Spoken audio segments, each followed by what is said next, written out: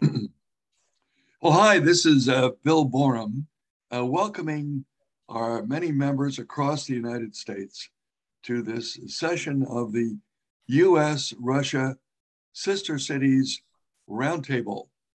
And we're going to be addressing some important issues during this conversation. I'm pleased to have here as part of this Tim Quigley, fellow chair emeritus, who's also been active on the newly formed Ukraine roundtable, and he can give us an update a little bit later. But also very pleased to have with us, and I'm therefore introducing Leroy Ayala, who is our president and CEO, who did a terrific job so quickly when this situation emerged of coming up with a very cogent statement about these kinds of events. So Leroy, let me bring you on the stage, and also you can make reference, if you would, to your statement, which I had actually sent out to everybody a couple of weeks ago. So Leroy? Sure, thank you, Bill, and thank you everyone for attending. Thank you also to Tim and Lucas and everyone who's helped to pull this together. And Tim has helped us over the last couple of weeks as well, just create a process in terms of outreach to all of our partners with not only Russian sister cities, but Ukrainian sister cities. As many of you know, this has been a really challenging time for us with sister city programs, partnerships in both of those countries. We, like many others, have been following all of the news updates on a daily basis. I don't have anything too new to report. I did want to share, though, that we did participate in a call, Bill Borum and myself, last week with representatives from the State Department, from the Russia desk. We had their team from the Russia desk on the call, as well as a few members from the ECA division, the Education and Cultural Affairs division, who have been also monitoring outreach with Russian partnerships. They're very much, their stance is very much similar to ours, that this is not a war of the Russian people. It's a war that's being led by one man, and they're very much supportive of us maintaining our contacts and our conversations and our connections with our friends and colleagues and partners in our sister cities in both Ukraine and Russia, and keeping those lines of communication open. They didn't really make any formal statements, and Bill may have a different read on this, but I didn't get that they are participating in a lot of these types of forums right now. It seems like it's a little bit more low key on their part in terms of public statements and public participation in forums, but it was great for us to have an opportunity to just dialogue with them, share what our experiences have been, what some of our members have been going through with meetings with their city councils and mayors and local communities who have been questioning the value of their sister city relationships, and sharing what our messaging and viewpoint has been across the board with maintaining those relationships and the importance of citizen diplomacy in these times, particularly when communications are becoming more and more difficult with everyday citizens across Russia. And I think we've been seeing more and more in news stories, everyday citizens in Russia voicing their opinions as well. So it just kind of reaffirms the statement that this is not a war that's being led by the Russian people. It's a war by Putin and the military. And I think everyone is on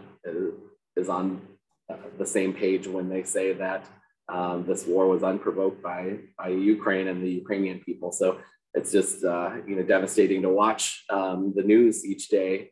But we're continuing to monitor, continuing to try and answer as many questions and requests that we have from our network across the country and globally as well.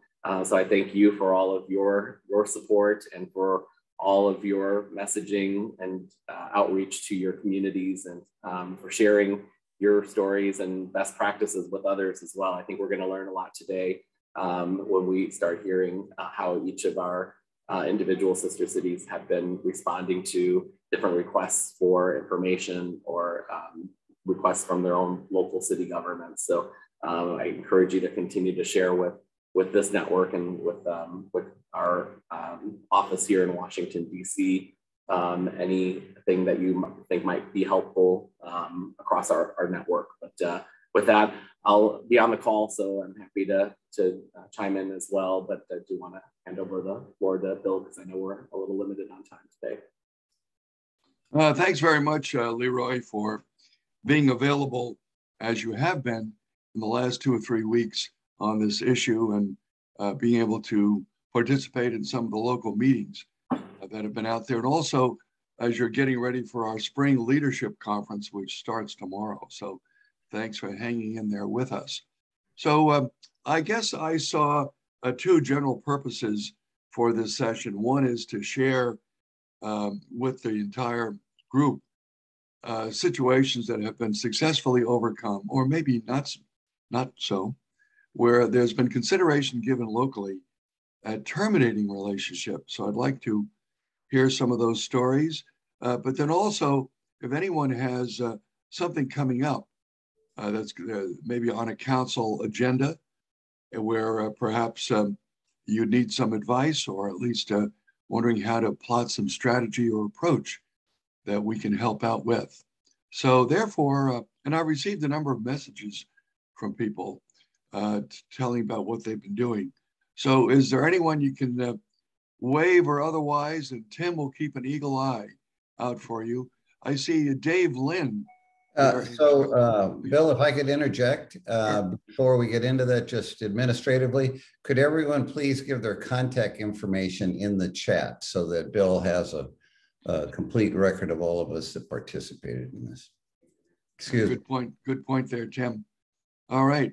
So I think Dave Lynn from Charlotte. So what's happened down there in Charlotte, Dave?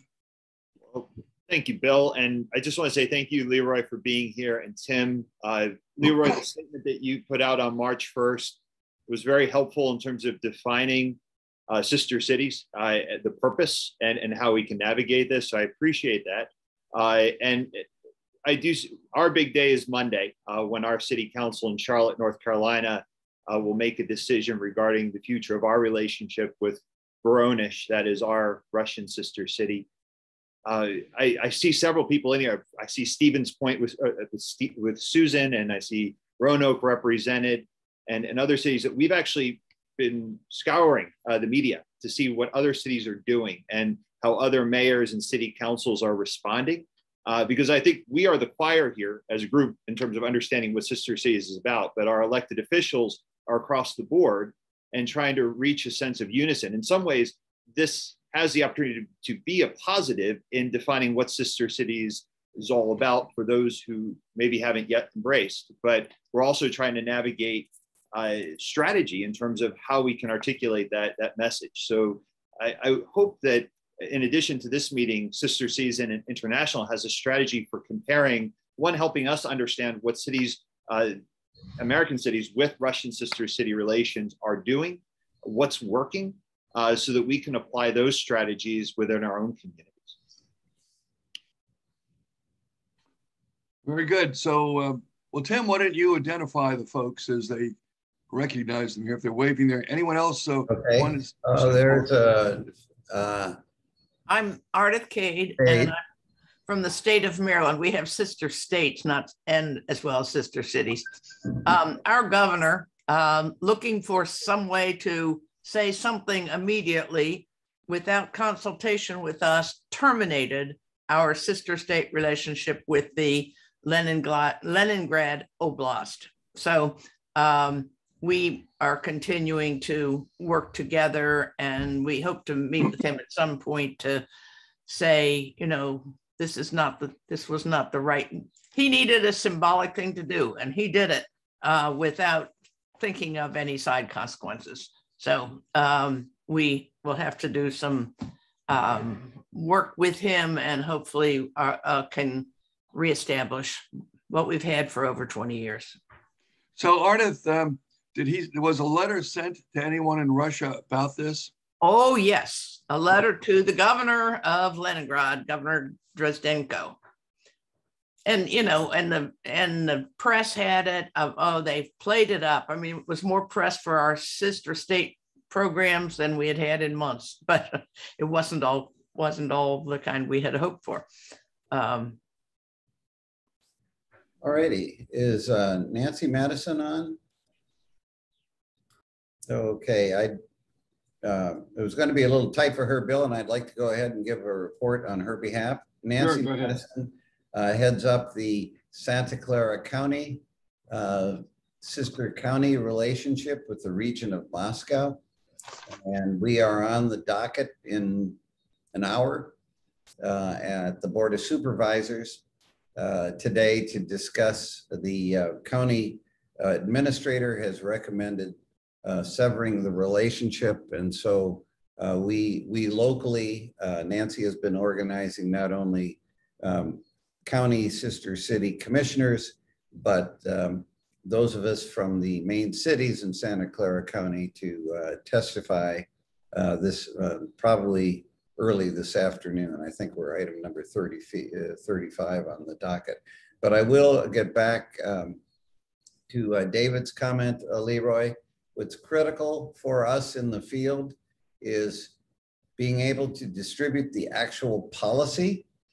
And then right behind that is your statement that puts it into reality for today. So the fact that the policy has been longstanding, and oh, by the way, this is how we view this. The other comment I would make, and which was very helpful to us in San Jose, we had a similar initiative actually put forward by a council member who had been on a number of delegation visits and who I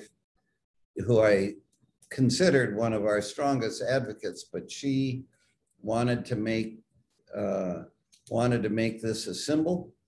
So we ended up taking stock of our city council. We had, I think there were 11 members on the council at the time we took stock. We had four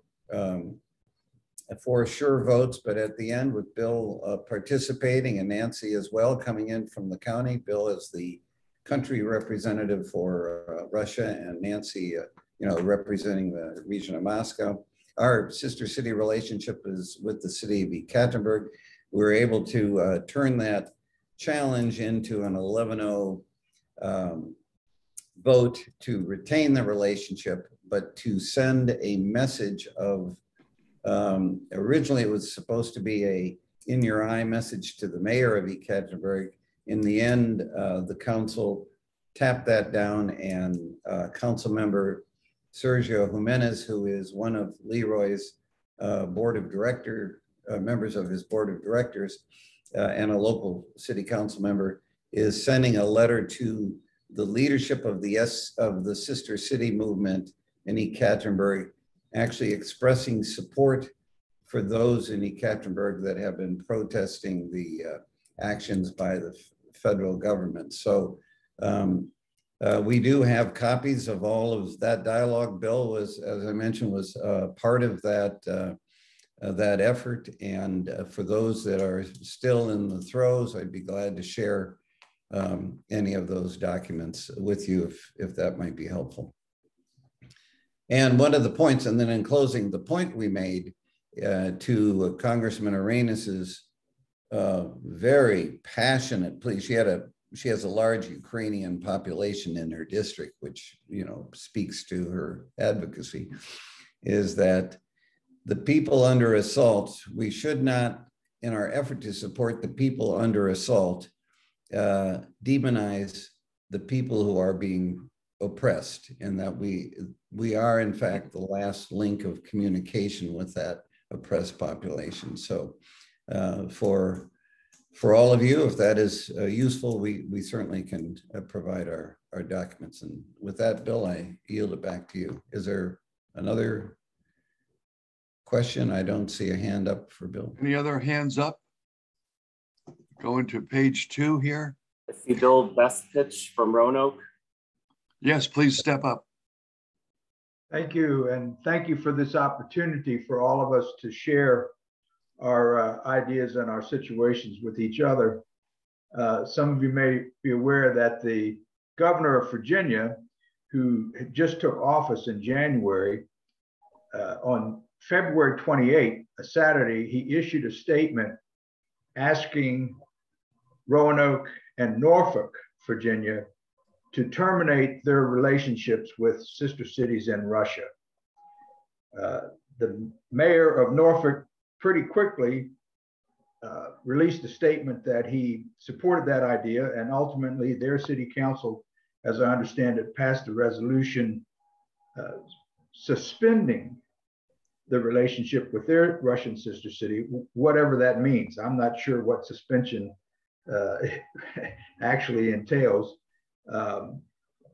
Our mayor on the 28th, 2 days later, sent a letter to the governor explaining the history of our connection with SCOF, which is our sister city, PSKOV, and stating that he did not think this was the appropriate time to even consider severing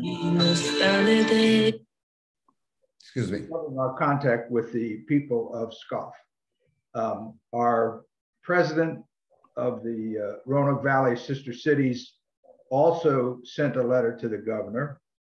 And on March 7, which was our next city council meeting date, we passed a resolution strongly condemning the invasion of Ukraine in the strongest possible terms, recognizing our connection of almost 30 years now with the people of SCOF, and ultimately affirming our support as a city for all of the 7 sister city relationships that we have in the Roanoke Valley.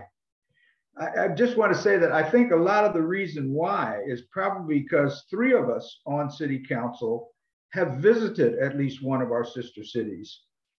4 of the members, 7 members of city council are current contributors financially to Roanoke Valley sister cities. So I think maybe in some cities there are council members or mayors that really have not had much connection with the sister cities program in their locality. I'm just speculating, I suppose, but if any of you feel like that might be true in your city, you might want to think about how you get the mayor and council more involved. And I would like to ask Jessie Kaufman, who chairs our SCOF committee, if she would share a little bit about the contacts that she has had recently with our contact in SCOF. Jessie? Sure. It's actually, we're in a unique situation. Our contact at the university there actually went to school in Virginia for a year.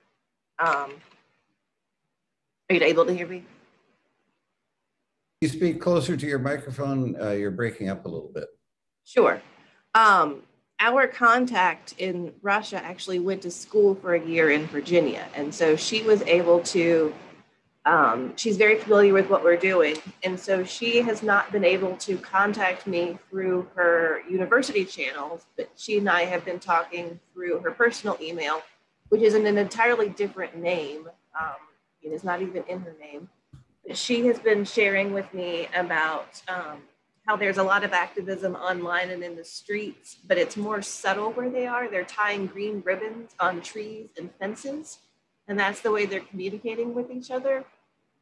And she said that the government lives in a bubble and has lost the ability to listen to its citizens. And so it was a quite emotional email that she sent, and I think it kind of goes along with what Tim, you were saying earlier. Great. Bill, we've got a number of questions, and so I'm sorry. This is Jennifer Priest with Norfolk Sister City Association, and I'm wondering if I could just be allowed a quick moment to discuss our situation with Kaliningrad. Yes, and I was going to call on you next, as you Sorry. Okay. Roanoke is quite different than Norfolk. First of all, everybody needs to remember that Kaliningrad is really Königsberg. It is geographically a part of Germany. It's Prussia. It lost out in the reshuffle at the end of World War II.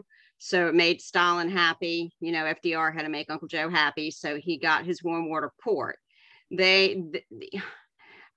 As an entity, it is neither fish nor fowl. Thousands of miles from Moscow, internally embittered that it could not remain a part of the affluent German Democratic Republic. We have tried for decades to have a relationship with that city, and it has been unsuccessful. What it did was open the door for us to participate since 2003 with the Open World Leadership Center, now COIL. And we don't have anyone to even talk to there. The mayor delegated all of this to Minion, who did not execute very well.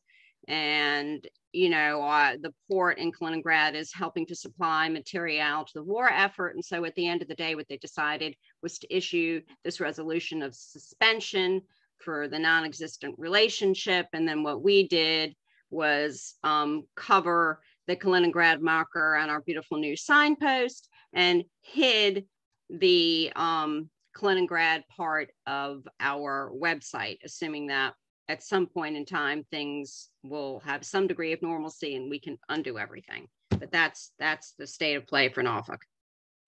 We are very engaged with former Ukrainian delegates from Open World.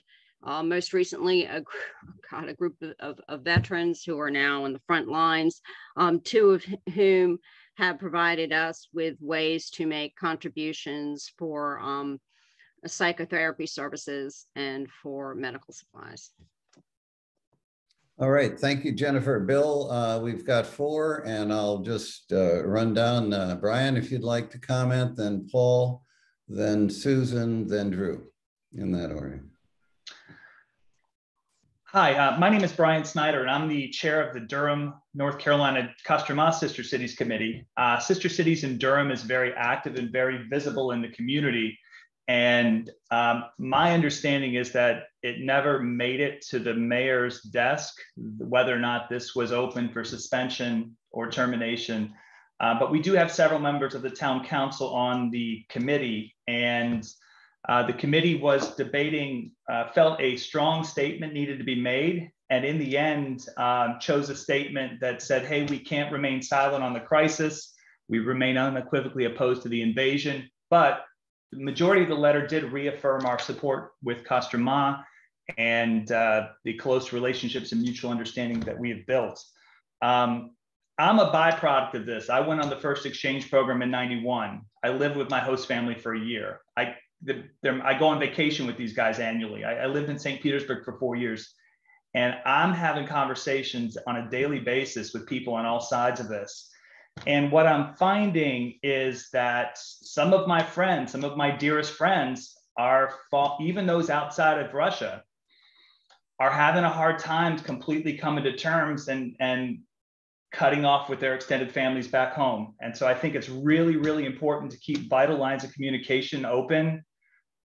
Don't bash them, even when you don't agree with something in the fullest terms. Have conversations and use those conversations to answer questions and factually dispute why they are not going out in the streets and voicing their opinion, both outside of Russia and within Russia. If we cut off those vital lanes of communication, we miss those opportunities. And just to kind of reiterate something somebody said earlier, they are oppressed within their own country. And if we cut off, it could be that last link that gets cut off. So I strongly encourage all cities to keep those lines of communication. And even in the event your city decides to formally end a relationship, continue to maintain those informal lines of communication open. It makes a big difference. Thank you, David. Bill, Paul is next. He's had his hand up for a good long while. Yeah, thank you very much. I'm Paul Kakamas. I'm the president of Linkages, which is the organization that sponsors the sister city relationship with Veliki Novgorod, the oldest city in Russia, at least they claim to be. between Moscow and St. Petersburg, not too far from Pskov, as a matter of fact. And I couldn't agree with Brian Moore, our sister city council, our linkages board met shortly after the invasion. And we had already, many of us, communicated with our friends and colleagues of Veliki Novgorod to express our concern and to sort of test the waters and to see what their reactions were to the war, although they're not, it's now illegal for them to characterize the events in Ukraine as a war or an invasion. So we got, immediately we got responses back with, dismay, distress, indications of a lot of emotional suffering. One in particular was actively involved in the anti-war activities, openly involved. And she was afraid, because she's in a public position, a public sector position, that her job was in jeopardy, but she felt she needed to be open about her objections to this horrible set of events. In any case, we met and we adopted a statement which echoes many of the statements that were already voiced here, that we abhor the invasion, we cannot condone it, we condemn it.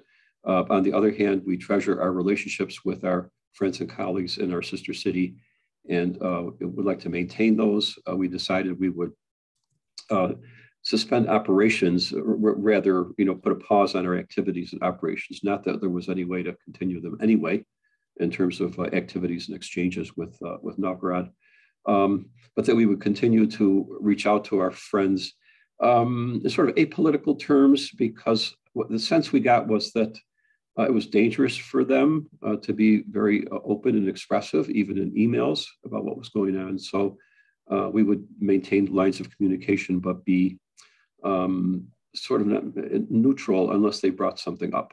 On the other hand, we have a council of sister cities, of our 12 sister cities, and Mike Leach is who's our liaison with the city of Rochester. He's in this meeting also. And there was discussion, in terms of terminating the relationship. There was really no groundswell of support for that. I think one member in particular was in favor of that, but the rest expressed sentiments like we adopted in our own board, that we should maintain the relationship, put it on pause for now, and support those in Russia who are suffering themselves and may, as a matter of fact, suffer losses among military from Novgorod, while recognizing the horrific consequences on the people in Russia, in Ukraine rather. So that's where we stand. We're, Mike can speak to this more if he likes, but we're about to adopt a mutual statement among the 12 sister cities, which will echo basically what other people have said here, and mimics the official statement of Sister Cities International.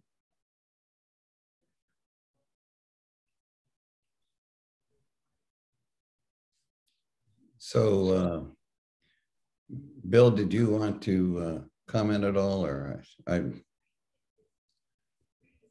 yeah, you're on mute. Muted there, yeah.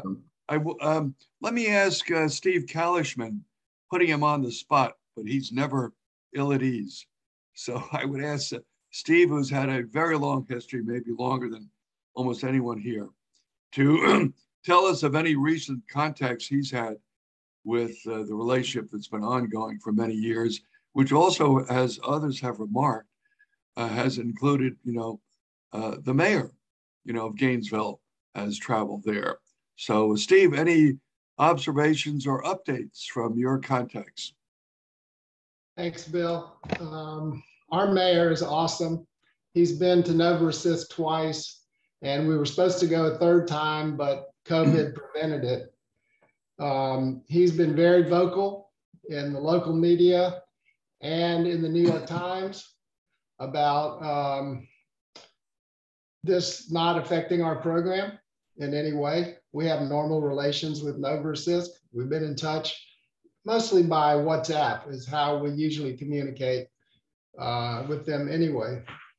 But I would like to say that the hallmark and foundational principle of Sister Cities is that we're non-political. we're focused on local issues, connecting counterparts, building trusting relationships, communicating people to people. And the State Department values these types of relationships. It's called Track 3 diplomacy. And I haven't heard the State Department make any statements about sister cities, but it would be great if they would. It would certainly help some of the local officials when they're trying to make their decisions about suspending or terminating programs to know that the State Department, I mean, this is just my guess, I haven't heard anything from them, but I would think that they would say, do not terminate the relationships, because it's very helpful to the official diplomats and the diplomatic process when we maintain these connections. So it's about building peace from the bottom up.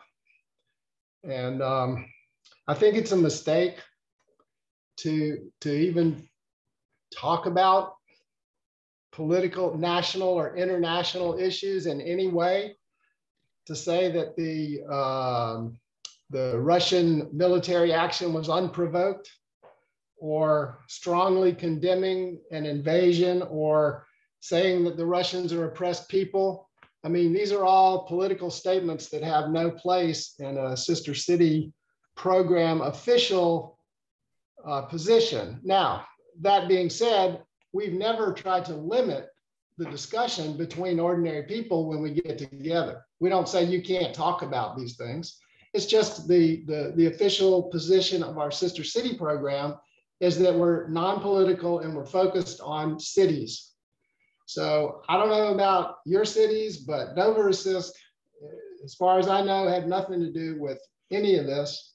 And therefore, we're not condemning their government. Not because we don't want to condemn their government, but because it's not our place as a sister city program to talk about what national governments are doing. And I think I mean, from what my wife is Russian, she's from Novorossiysk, and from her talking to her friends and all, you know, we're not getting the whole story, and the people over there are not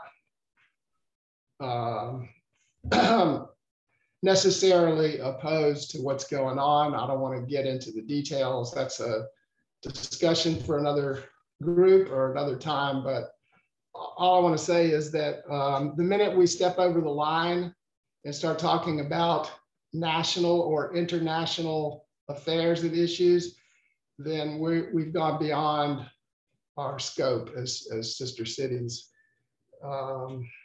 So I'd like to know, though, Bill or Leroy, how many programs have been terminated or suspended and how many are left?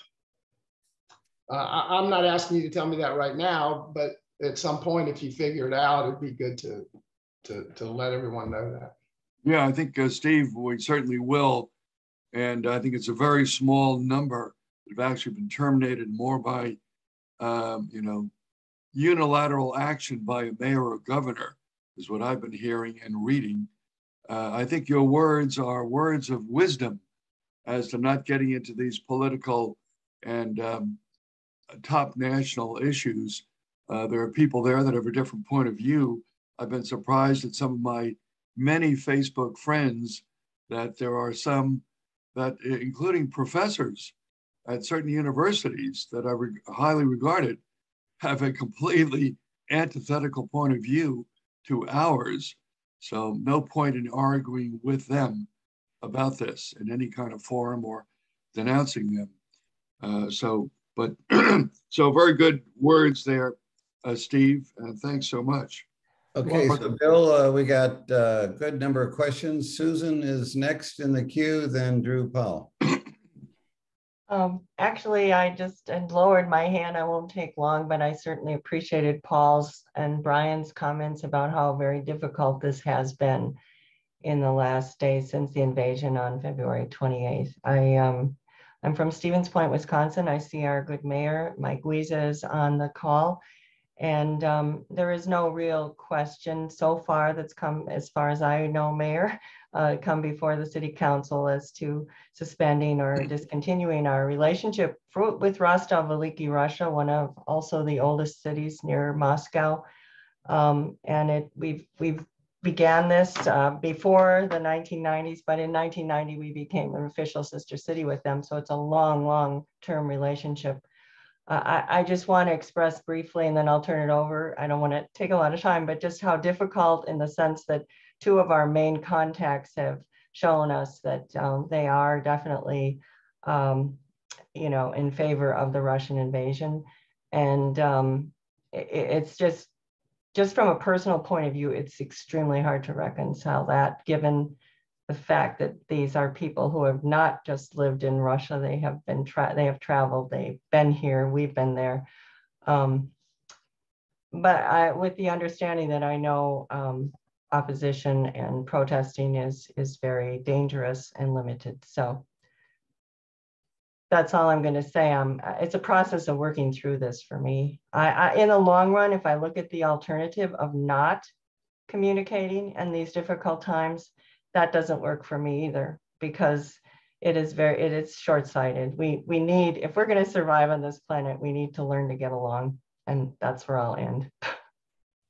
Thank you. So if I may have Ken Kovich speak up. You're muted there, Ken. Thank you, Bill. Good morning, everybody. Excellent comments here. I'm the president of the Cleveland-Volgograd Sister Cities, over a 30-year relationship. One of the things that we have a newly elected mayor in the city of Cleveland. We have probably close to 30 sister cities, and we are in the process of trying to bring the new mayor up to speed in terms of all of the sister cities, but particularly now with Volgograd. We also have the Cleveland Cultural Garden. There's a Russian Cultural Garden, and the Russian Cultural Garden Board took down the Russian flag and has suspended all public activities in the Russian Cultural Garden this year. For almost a year and a half now, we've had a very active student diplomat program. Once a month with up to 100 students in Russia and the United States. And we're dealing with public school boards. And we're just wondering now whether we're going to get any pushback from school boards, because their students now, particularly one school that has a very active Russian language class, and these students have been participating, and whether their school board will want them to talk to anybody in Russia. So, but my dear contact there in Volgograd, who works for Volgograd State University, she says it's like going back to Soviet times, but she really is very guarded in what she says. And I'm guarded in what I write to her because I don't want to get her in trouble, as others said. Thank you. All righty. Bill, we still have, looks like five with their hands up, if you see them. Bill, you're muted. I think Zhao Yin Zhao. There you go. Oh, you're muted. Thank you. Hi, everyone. Thank you for holding this, Bill. Really appreciate it.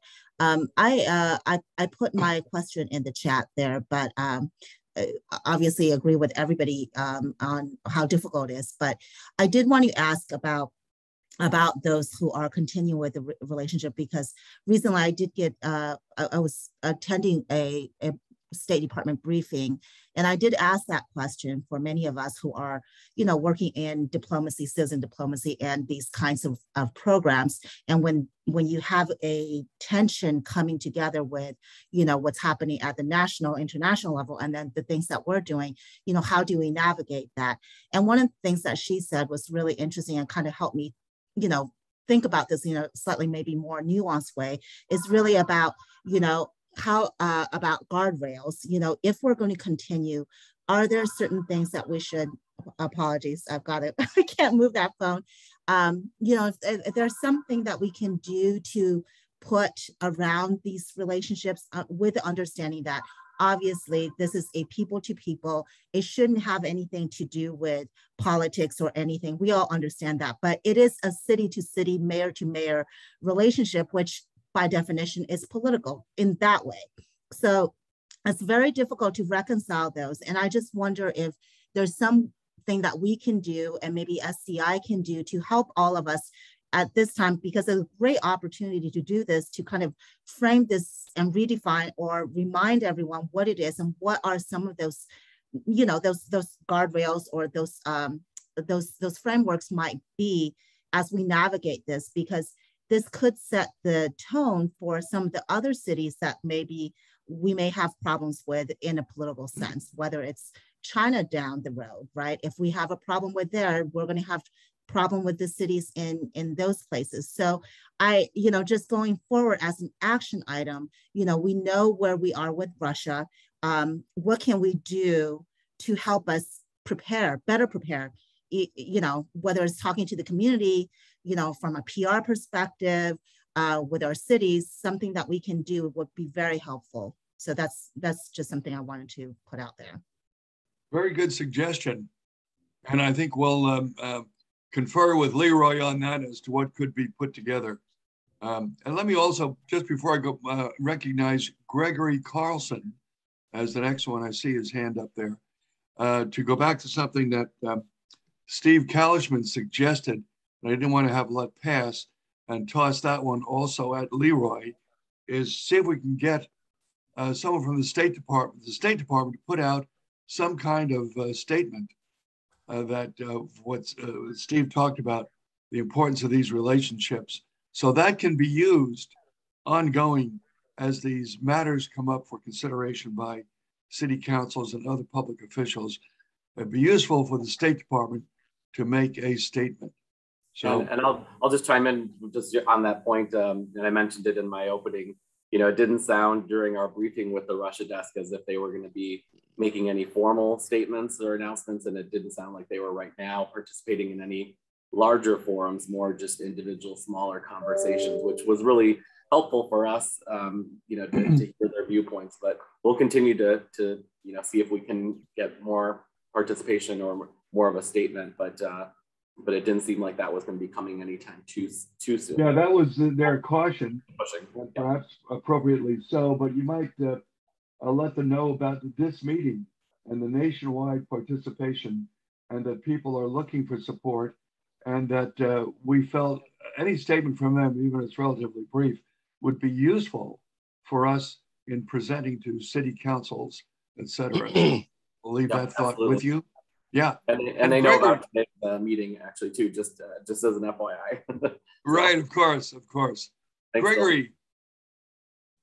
Thank you very much. I wanted to share what we've learned briefly. The main idea, and this is advice to Sister Cities International, is the importance of being proactive.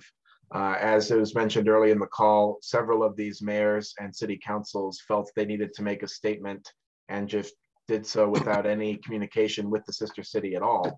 And we were very proactive in reaching out to our mayor, city councilmen. We invited them to our meeting, helped explain to them the sister city role. And because they were getting a little bit of feedback from the community that they were wanting to end the relationship. And so we explained why that wasn't a good idea. I wanted to share two persuasive arguments that were very effective for us. The first one is that sister cities are not something that you can just turn on and off like a switch.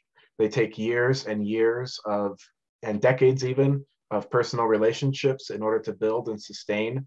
And so it's not like a business that can suddenly start and stop a supply chain. These personal relationships take time. And so that was one argument that was effective. The second argument that was effective was I pointed out that the time when we're going to need our sister cities the most is when this conflict ends. And that's when we're going to need to be there to bring our friends in Russia who are under the thumb of the government and the media, to welcome them back to the international community. And so we told the city that we would suspend our activities for now because they wanted something. So we had to give them something. And so we're struggling with putting together a statement that will not offend our Russian friends or put them in any danger, but also give the city something they can hang their hat on that's saying, look, the sister city is, you know, being part of the solution. And so I wanted to finish, so I hope those two are helpful to others. And I wanted to finish on a question, which is there any general advice of what kind of activities are safe to do or advisable to do, or should things just be paused right now? For example, we were doing a Russian English Zoom lesson series with Russian students and high school American students. And it was great, but we've paused it ever since the conflict, ever since the war started. Is there any general advice on what we should or shouldn't say to our friends in Russia, or is it just try to just keep the conversation away from that topic and just keep the conversation personal? So thank you for your time. Well, in my own opinion, I would say avoid any discussion of the war situation. That's what I would say. Let's not be proselytizing or speaking about that. That'd be one thought I would have. And so appreciate your comments very much. And that is a good point. Let me also now recognize, has hand up, Bill Deef, my friend from Minneapolis. Thanks, Bill. I just got a couple of quick things here. We have had a 34-year relationship with the city of Novosibirsk, the third largest city in Russia, for a long time. And it's the only sister city we share with the city of St. Paul across the river from us. We have been getting a lot of pressure from the local Ukrainian community. And I don't know if anybody on the call has mentioned that yet. I'm very curious to know if anyone has been approached by the 4 councils about these relationships and whether to suspend or end them. I know that we have had calls out of the Chicago Council, but that is where most of the conversation has been, is with the local Ukrainian community and responding to them directly. Steve mentioned this and someone else. I think the facts would be very helpful. We have a meeting with our mayor's office this afternoon. The number of US cities with Russian sister cities, I believe, was reported in the New York Times as 68. I'm looking to confirm that. And I can only find a handful that have either suspended. I don't know anyone that has terminated their sister city relationship. It looked like there were maybe 4 or 6. So I'm looking for that number too, if anybody has that, to be able to share that it's really been a relatively few number of cities that, even though this discussion has happened, that have actually moved to that point. So that would be helpful. And then lastly, I just want to say, we have a lot of new elected leaders in Minneapolis too, some questioning these relationships. I'm reminding them that this is not the first time that we've gone through this. Our very first sister city in Minneapolis was Santiago, Chile in 1961. So during the 70s and 80s, during the Pinochet years, we were encouraged to end that relationship, and we pushed that back, similarly to what we're doing today. And Pinochet has came and went and long dead, and we enjoy a relationship with Santiago today that is 60 years old. So maybe you have similar examples of that, but it's good to know that we've been here before and gotten through that. So I just wanted to share that observation, and wondering specifically how you're dealing with your Ukrainian communities, if you have them, or the councils. Yeah, Bill, I think you've got pretty much the right numbers there. 68 is the official number, so you can cite that from our own records and who I communicate to. And then also, I would say, you know, anecdotally, 1 or 2 have terminated. Maryland being something which we were aware of and heard it again today. So I would say, you know, 1 or 2 terminations and only maybe 3 or 4 suspensions, one of which would be Chicago most prominently. So very small numbers. And I think go ahead and cite, you know, the tenor of this meeting and the remarks made. And so. All right, who else do we have here? Anyone? Brian? Well, anyone? I think Daniel Clark hasn't spoken as yet. He's waving. Dan? Yes, if I may. I'm in Muscatine, Iowa on the Mississippi River. We were the first of as many as 10 sister city relationships between Iowa and our sister state, Stavropol Krai, Gorbachev's home region. I would let, if you would, I would let Roger Nowadsky speak about sister states and Des Moines Stavropol. I will say for Muscatine that we are one of 2 Iowa cities with Ukrainian sister cities, both in Western Ukraine, in Cherkasy, our sister state there. Our mayor, we have a new mayor. Kislovodsk has a new mayor. Right now, there's been no suspension, no action. Our mayor's received a letter from the consul general in Chicago, Ukrainian, saying you have the power to address your counterparts in Russia with a firm demand for them to start acting now and resisting the criminal regime of the Kremlin before it's too late. They may stop Russian conscripts of their city from being sent to Ukraine, and they may mobilize their communities to go on the streets. Contact them as soon as possible.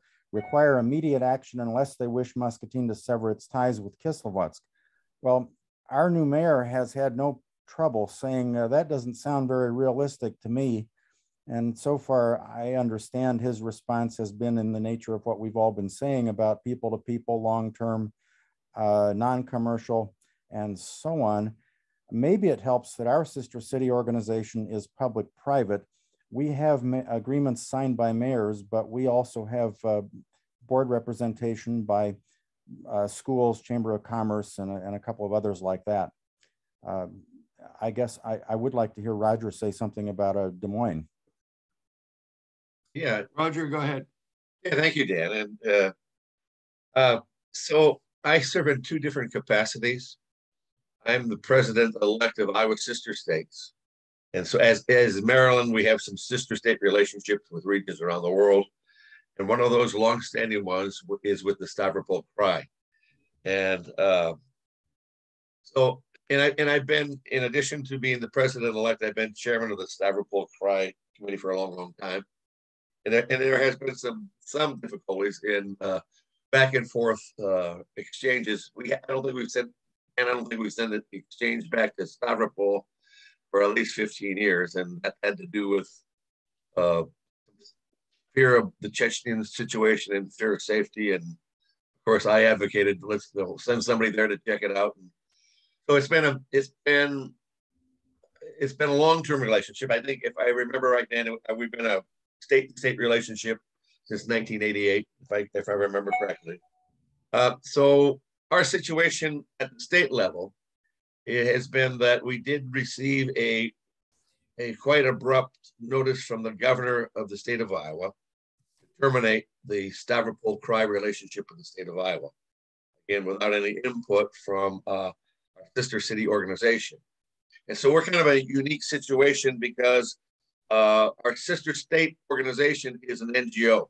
It's a nonprofit organization, but works in concert with a private partnership with the state of Iowa to run the sister state relationship programs for our sister state.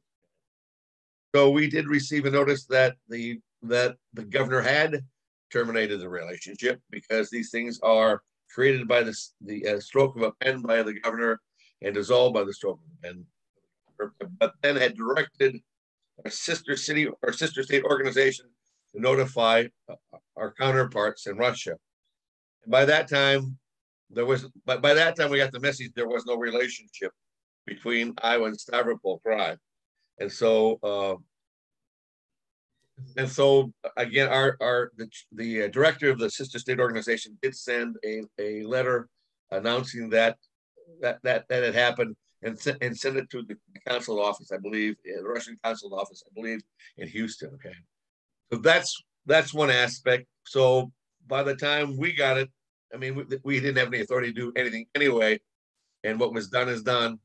And again, it's a difficult situation at the state level, the regional level, because there's a greater connection to the national administration than it is for us back at the municipal relationship, where our conversations talk about synchronizing stoplights, filling potholes, and general good relationships between school kids and teachers and everything else.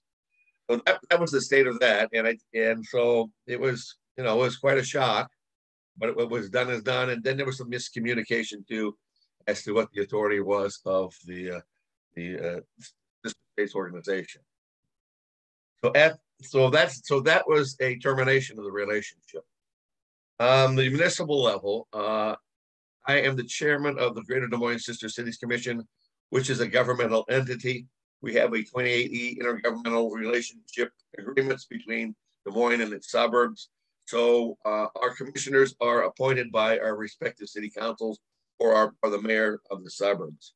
So we are public officials and operate in a commission, operate under open records, open meetings laws, and all the other gift laws, all the other things that public officials do.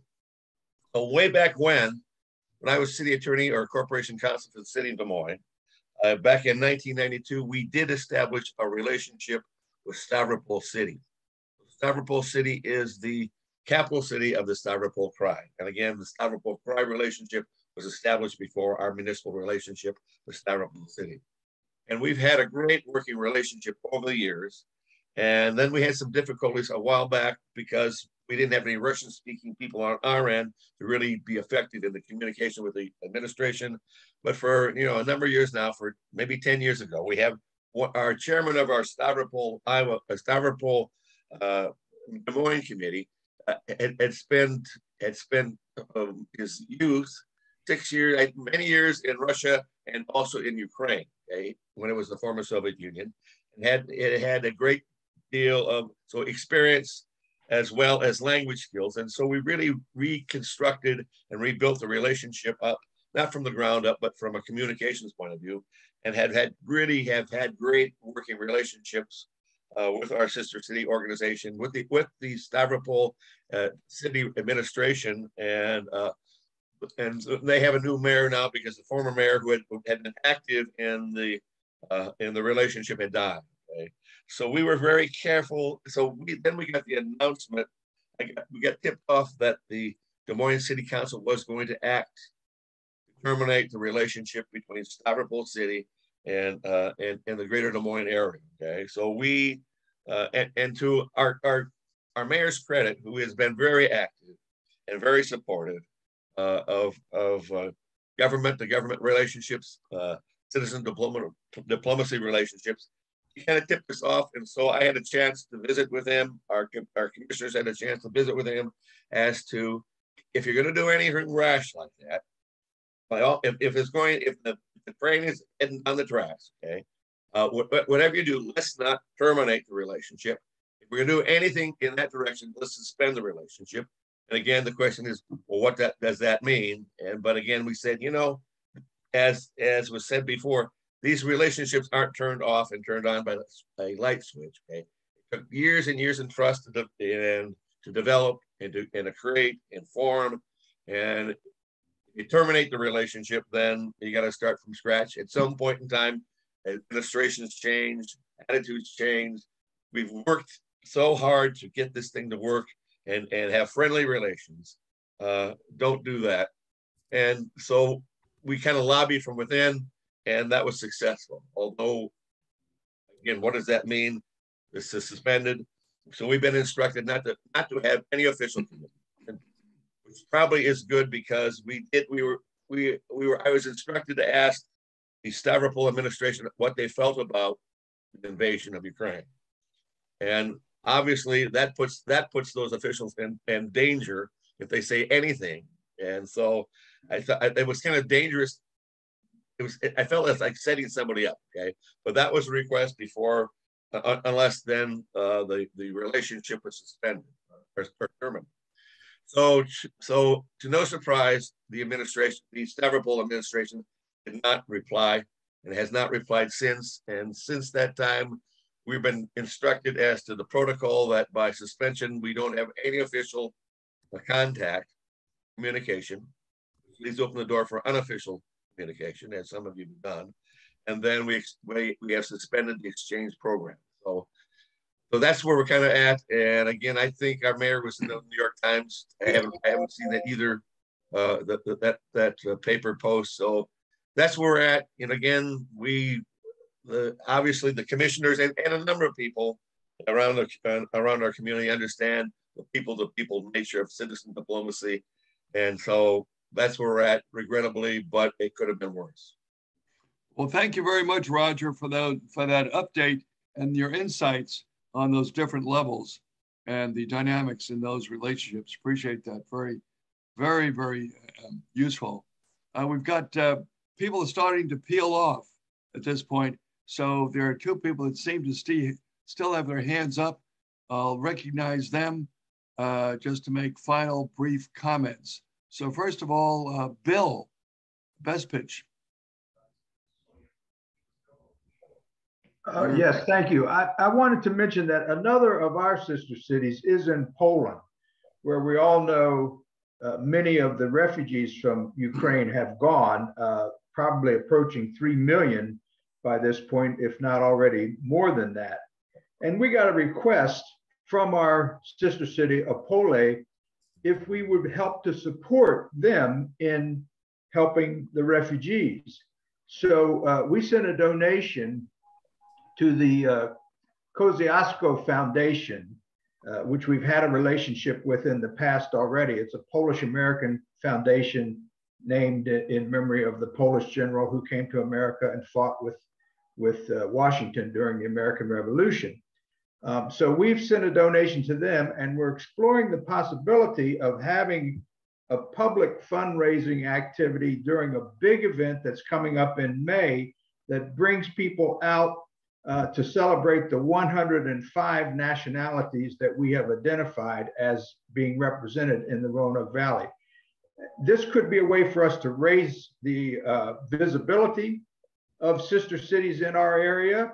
Hope to get more citizens involved because, as I think everyone is saying, it's important to have the support of the officials, but it's also important to have as many citizens as we can supporting the work that we do. So I just wanted to suggest that we might consider how we can help these refugees from this terrible situation.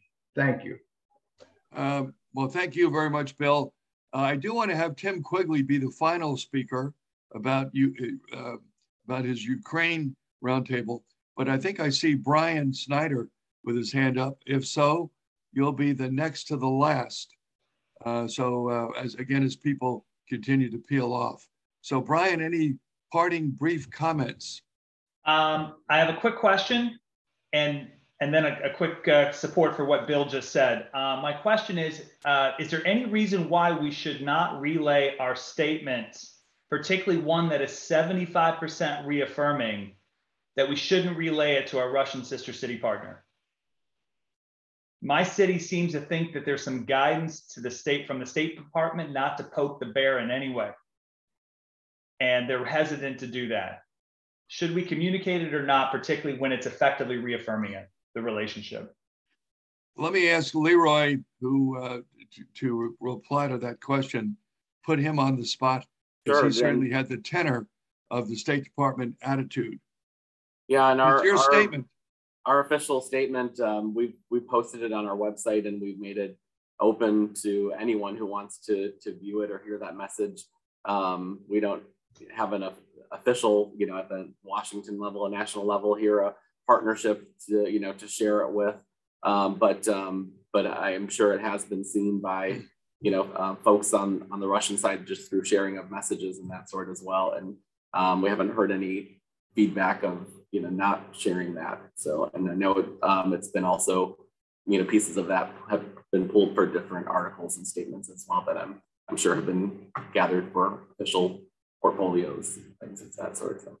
But in terms of Durham, North Carolina statement, is there any reason why we should not communicate that to Kostroma? No. I don't think so. No. No. Okay. Go right ahead. Yes. All right. Well, thank you. Yeah. All right, so let's, again, we scheduled these for about an hour or so. Thanks for so many of you who have stayed on. Others had to go to meetings. So let me wind up with a brief statement for Tim Quigley's Ukraine Roundtable, which is this afternoon, and also just what that program is all about. All righty. First off, I'd like to make a comment on Greg Carlson's recommendations. One approach that we used is to compare, to draw a comparison between a sister city, the purpose of a sister city relationship, as opposed to Subway or Exxon or the other corporations, as are reasons. We're about promoting peace. We're not selling sandwiches or oil. And so using your sister city relationship as a symbol, a couple of our council members were saying, well, it's just like Exxon or it's just like Subway. It's exactly, they're not any comparison. So I just bring that up. That might be helpful to you as a thought. To Bill's point, we are holding a similar roundtable. It's the second in our series for Ukraine sister city relationships. We have 25 of them throughout the country, and we're doing that this afternoon at 2 p.m. Eastern Daylight Time. So certainly those. I look forward to having Brian on the call. He'll be participating, and a number of you that have those relationships as well. Hopefully you've received the invitation already, but if not, please let me know and I'll be glad to include you. Yeah, and Tim, your email address in case they want to get the link from you. Yes, Tim Quigley, TIMQUIGLEY, all lowercase one word, at AOL.com. Easy enough.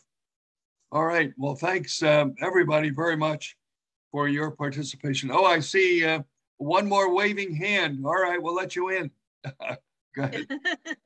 Hi, I just wanted to say, I'm sorry I wasn't able to get here earlier, but I just wanted to say that I don't know if I just went through this process, and Leroy spoke at our hearing with the city commission. They wanted, one of the commissioners. And what city was that? What city was that again? This is Sarasota, Florida. Sarasota, Florida in Vladimir, Russia. And one of the commissioners wanted to terminate. We have a large Ukrainian population here too.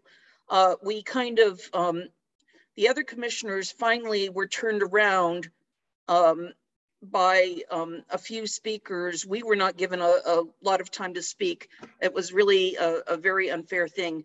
But I think that one of the things that helped a little bit was to sway the commissioners to at least just suspend, was talking about freedom of information, because of, I don't know what has been said at this meeting, but the fact that information right now, all the independent media outlets are shut down. This was just a selling point because optics and emotion made us a scapegoat, and they didn't seem to listen very much to the fact that we are pro-peace, that our friends are pro-peace.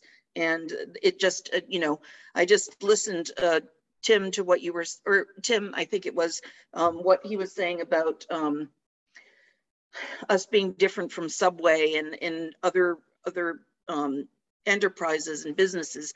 It didn't make much of an impression on our commissioners, but one thing that did at that time is sort of freedom of information and allowing that and being a conduit of information. So if somebody else goes into that position, that will help. I also am going into a meeting with the city commissioner to try to iron out terms of our suspension. We were not given a lot of time to speak. And so I'm trying to see if I can, this is free floating right now. I don't know how long we'll be suspended. I'm trying to figure out if we can put a period of time, such as 9 months or 12 months. I'm not exactly sure what to do, but you know, this is my one meeting and I'm going into it with another past president. I'm the president of Sister Cities in Sarasota. And if anyone has any advice for me, I would like to hear it. Sorry to extend this. Before we get to that, let me get recognize one other person so we can think about what suggestions we'd have for Sarasota. Drew Powell, somehow I've missed your hand being up. So Drew, if you're still on with us. Yes, I've had my electronic hand up, but thank you very much. Okay. Yeah, wow, hearing all the comments, it just brings me back to why we're all here. I mean, this program started by President Eisenhower is about citizen diplomacy. It's about people to people. It's about community to community.